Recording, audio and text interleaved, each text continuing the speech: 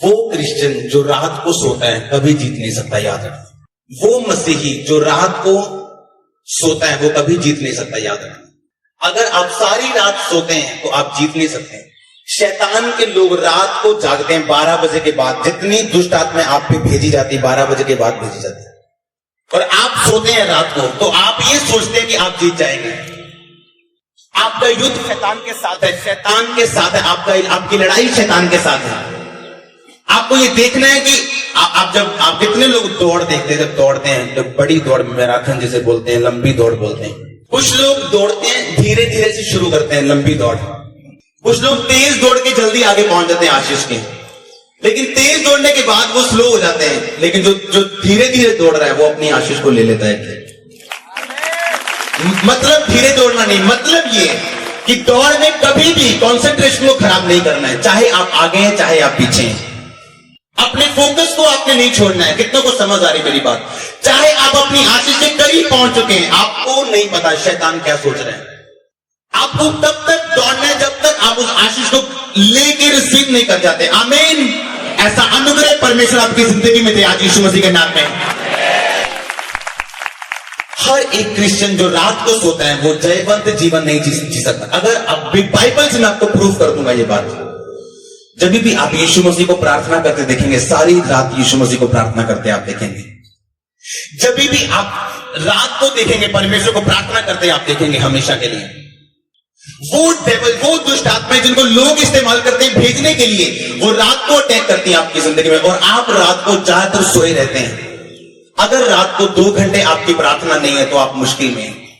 आपको रात को आपकी आंखें खुली होनी चाहिए। अगर आप एक्टिव क्रिश्चियन है, अगर आप एक्टिव मसीही लोग हैं, तब शैतान आपसे डरेगा। मैं आपको बता रहा हूं, वो लोग जो दुष्ट आत्माओं को इस्तेमाल करते हैं, लेकिन आपको दूत दिए कि स्वर्गदूत, आप दूतों का इस्तेमाल नहीं करते क्योंकि आपके पास गैर भाषा नहीं है। आपको लगता है ये गैर भाषा पुरानी बात है, आपको लगता है ये बुद्धिमानी की बात नहीं, इसीलिए आपने पी नहीं, आपने देखा नहीं, आपको मिला नहीं। आपने फाइट करनी है। परमेश्वर को कंप्लेंट करने वाले या शिकायत करने वाले लोग पसंद नहीं है। कितनों को समझ आ रही मेरी बात? परमेश्वर नहीं चाहता आप शिकायत करें, वो चाहता आप घुटनों पे लड़े और जीते यीशु मसीह के नाम में। चीजों ने कहा परमेश्वर हमें बचा, हम नाश हो रहे, हमारी चिंता नहीं है, परमेश्वर हम नाश हो रहे हैं, हम नाश हो रहे, हमें बचा। परमेश्वर ने कहा, परमेश्वर उठे, बाइबल में लिखा परमेश्वर ने कहा आंधी को शांत रहे और थम जा। लिखा जैसे परमेश्वर ने बोला शांत रहे और थम जा, वैसे ही हुआ उनकी जिंदगी में। परमेश्वर ने अपने चेलों से कहा तुम अब तक क्यों डरते हो, तुम्हें अब तक क्यों विश्वास नहीं, यानी तूने मुझे इस टाइम क्यों पुकारा अविश्वास के साथ। परमेश्वर को यह दिक्कत नहीं थी कि उन्होंने उसे पुकारा, दिक्कत यह थी कि डर के साथ उसे पुकार रहे थे। परमेश्वर का डर के साथ मुझे मत पुकार, जो मेरे पास है वो तेरे पास है।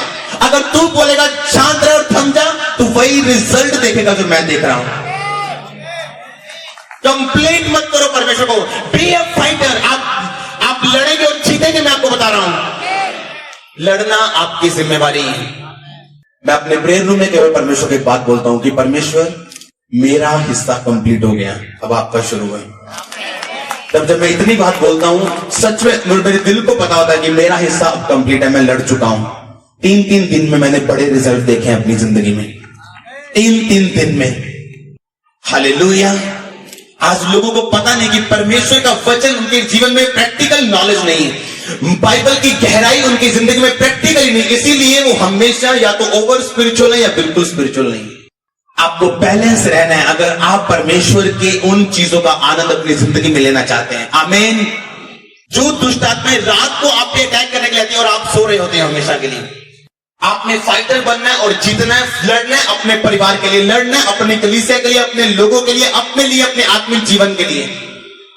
अगर आप लड़ेंगे नहीं तो जीतेंगे नहीं। बाइबल में लिखा हुआ है हिजकिय्याह लड़ा अपनी उम्र के लिए और 15 साल उसने उम्र को और पाया।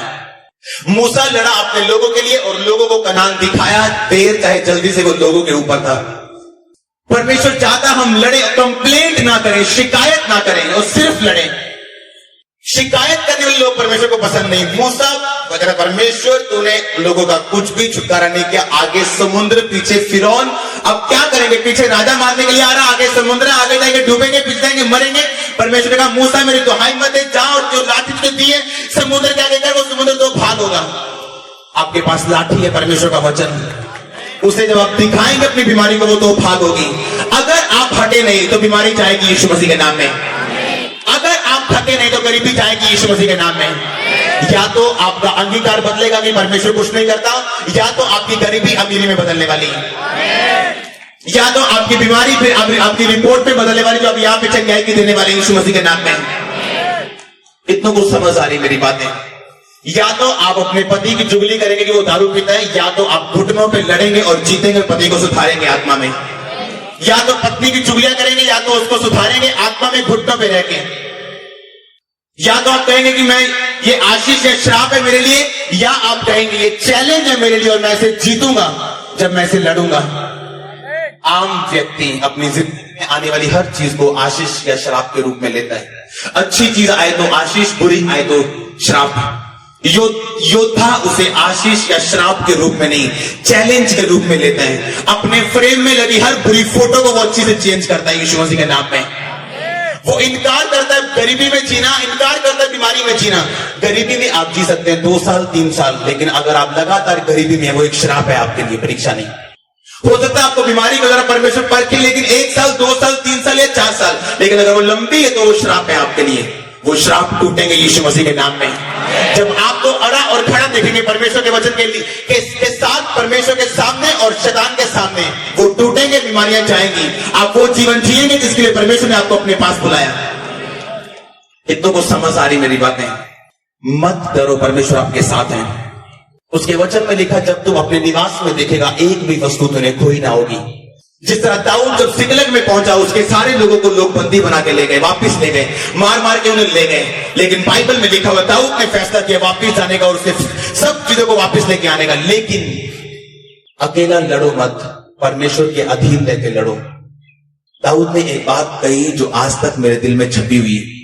जब उसने देखा उसके बच्चे दुश्मन ले गए, पत्नियां ले गए, उसके सब योद्धा के बच्चों पत्नियों को ले गए, उसने परमेश्वर से जाके पूछा कि परमेश्वर, क्या मैं उनका पीछा करूं? क्या मैं जाऊं?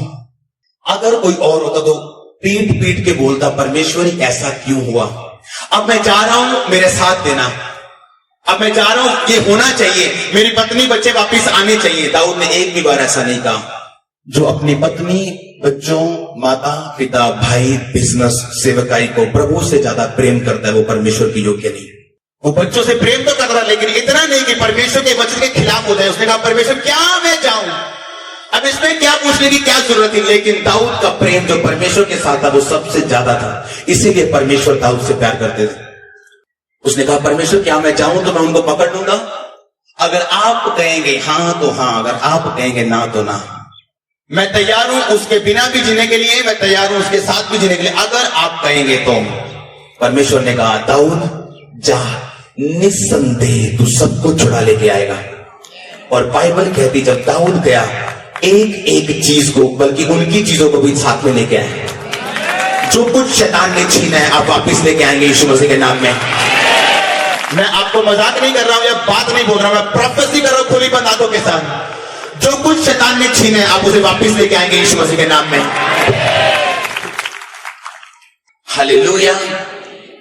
अगर कलीसिया कंप्लेंट ना करें, शिकायत ना करें, परमेश्वर के सामने शिकायत के साथ मत जाए कि ऐसा क्यों या वैसा क्यों या ऐसा क्यों या ये क्यों या वो क्यों, और अपनी सिर्फ प्रार्थना को परमेश्वर के सामने रखे, तब तक लड़े जब तक वो जीते ना, तो आपकी जीत सुनिश्चित है यीशु मसीह के नाम में। वो चंगा करे ना करे वो मेरा परमेश्वर है, ब्लेस करे ना करे वो मेरा परमेश्वर है, मेरे लोगों को छुड़ाए या ना छुड़ाए वो मेरा परमेश्वर, लेकिन उसकी सामर्थ के लिए कुछ भी असंभव नहीं है। जिनकी सोच ऐसी है, चंगाई उनकी यीशु मसीह के नाम में। जिनकी सोच ऐसी है, वो बंधन में कभी नहीं रहेंगे, गरीब में कभी नहीं रहेंगे। आमीन। आपको प्रैक्टिकल बनना है परमेश्वर में। आपको वचन सुनना ही नहीं, वचन पे चलना ही।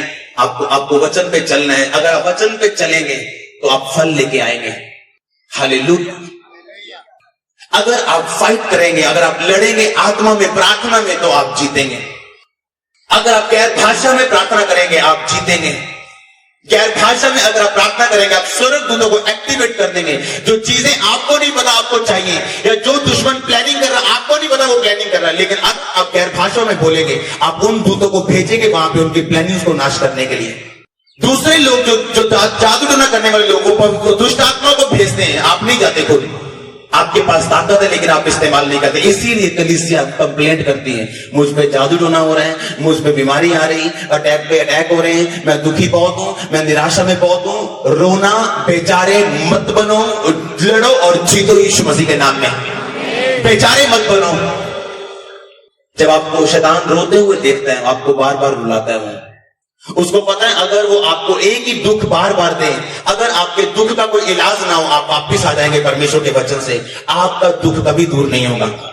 परमेश्वर का जवाब उन लोगों के लिए बिल्कुल भी नहीं है जो किसी जल्दी में, उसका जवाब उन लोगों के लिए जिन्होंने फैसला कर लिया सदा अपना संबंध परमेश्वर के साथ जोड़ने का, वो आशीषित करे या ना करे। तब आप अपने निवास में, अपनी बॉडी में, अपनी कलीसिया में, अपने जीवन में देखेंगे कि कोई भी वस्तु आपने खोई नहीं। आप देखेंगे जो चीज आपने आत्मा में देखी थी, एक्यूरेटली, एग्जैक्टली वो आपके सामने है। जैसा आपने परिवार वैसा आपके सामने है, जैसा आपने कलीसिया वैसी आपके सामने, जैसा आपने बिजनेस सोचा था कि ऐसा हो वैसा आपके सामने है। आपकी ड्रीम लाइफ परमेश्वर आपको देंगे यीशु मसीह के नाम में।